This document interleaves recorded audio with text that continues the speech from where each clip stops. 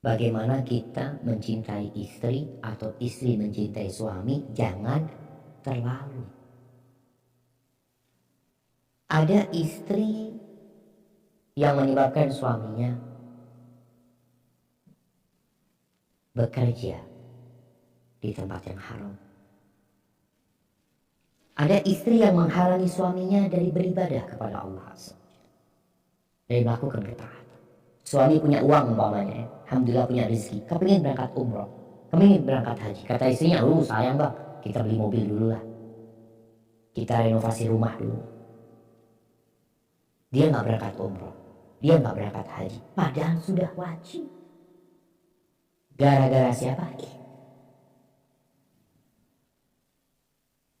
Maka seorang suami harus bisa mengontrol istri.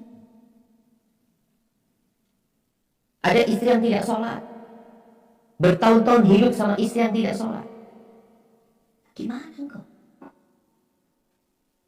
Yang tidak mengajarkan kebaikan kepada anak-anaknya, yang tidak mendorong suami untuk taat kepada Allah Azza wa Jalla. Maka jangan sampai cinta nalurimu kepada istrimu, karena istrimu cantik, karena bangsawan, menghalangimu untuk menegur istri, untuk membenarkan istri, atau bahkan untuk menceraikan istri. Ganti istri boleh, namun Allah Azza wa Jalla memberikan pengarahan. Wa in ta'fu, kalian hati-hati menghadapi mereka. Tapi kalau kalian memaafkan, ya, menyantuni mereka, mengampuni mereka, Allah itu Maha Pengampun dan Maha Pengampun. Artinya tugas seorang suami memperbaiki keluarga. Tapi kadangkala harus tegas. Dia cinta sama istrinya, istrinya suka keluar malam, jarang pulang. Dibiarin sama suaminya, karena merasa cinta sama istrinya. Engkau akan dimintain bertanggung jawab. Tugasmu sebagai seorang suami itu bukan hanya menjadi mesin mencari uang, tapi mendidik, mengajari. Begitu pula anak-anak kita. Bagaimana kecintaan kepada anak-anak ini jangan sampai membuat orang tuanya bodoh. Di dalam hadis yang diriwayatkan Imam Tabrani, Rasulullah SAW mengatakan, al-waladu majbanatun mabkhalatun mahzanatun.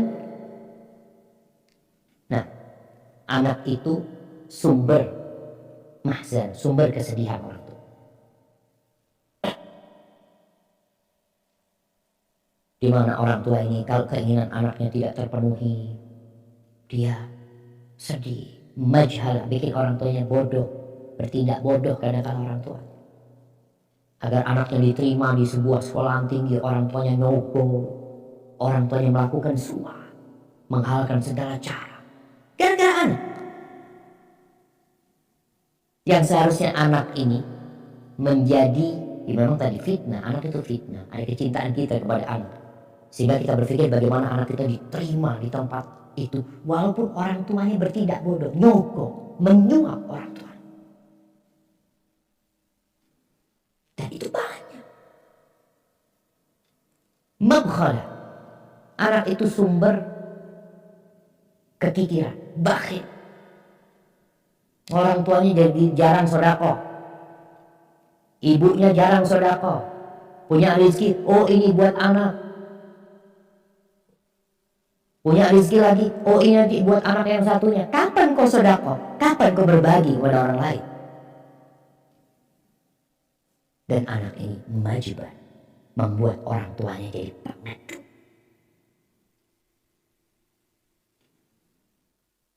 Ada orang tua yang mau berangkat jihad fisabilillah, berjuang, dipegangin sama anaknya. Ayah, kalau ayah nanti mati gimana kita nanti? Qurrata a'yun, penyejuk pandang, yang mendukung orang tuanya untuk taat dan patuh kepada istri juga seperti itu.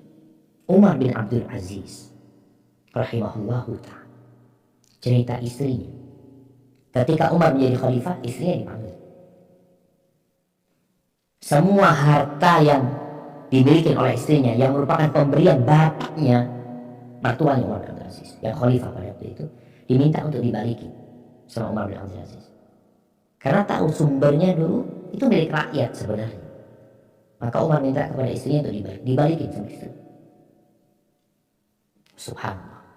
Istrinya cerita, Umar bin Abdul Aziz sejak menjadi khalifah, dia tidak pernah mandi junub. Dan istrinya mendukung. Anak-anaknya subhanallah mendukung Bapak. Sampai ketika Umar bin Abdul Aziz mau meninggal dunia, itu datang menteri-menterinya berwasiat atau memohon kepada Umar bin Abdul Aziz, wahai Amirul Mukminin, kok anak-anakmu miskin semua? Ini khalifah yang hidup miskin. Dikatakan anak-anakmu miskin semua. Coba mumpung masih khalifah, kok kasih wasiat kepada anak-anak. Mungkin satu dikasih ini, satu di menjabat ini. Ya kesempatan masih jadi pemimpin negara. Apa kata Umar bin Abdul Aziz? Inna waliyallahu alladhi nazzala al-kitab wa huwa yatawallas salih. Sesungguhnya pelindungku adalah Allah yang menurunkan Al-Quran Karim, dan dia yang akan melindungi orang-orang yang saleh. Anaknya gak ada yang nuntut sama bapak, dididik benar. Istrinya juga seperti itu. Tatkala Umar bin Abdul Aziz meninggal dunia, kakaknya istrinya yang jadi khalifah mengatakan kepada adiknya, dek, engkau balik, ambil lagi tuh hartamu yang kau balikin. Kata istrinya, nggak mungkin lah, di masa hidup suamiku aku berikan, tatkala dia meninggal dunia aku ambil lagi. Maka perlu mendidik istri dan anak-anak dengan pendidikan yang agar mereka tidak jadi musuh, bahkan menjadi penolong. Sebagaimana Khadijah radhiyallahu taala anha tidak menjadi musuh buat Nabi alaihi salatu wasallam, bahkan mendukung dakwahnya suaminya. Istri-istri Nabi yang lainnya juga seperti itu. Dan jamaah, bicara anak, kadangkala kematian anak itu lebih baik daripada kehidupan. Ingat cerita Nabi Musa dan Khadir. Ketika Khidir melintir kepala bocah, dibunuh itu bocah. Kenapa?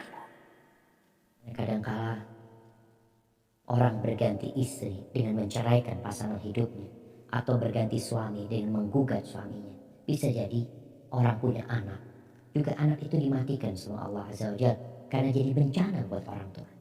Dan memohon kepada Allah dikasih ganti dengan anak-anak yang soleh dan berbakti kepada kedua orang tua.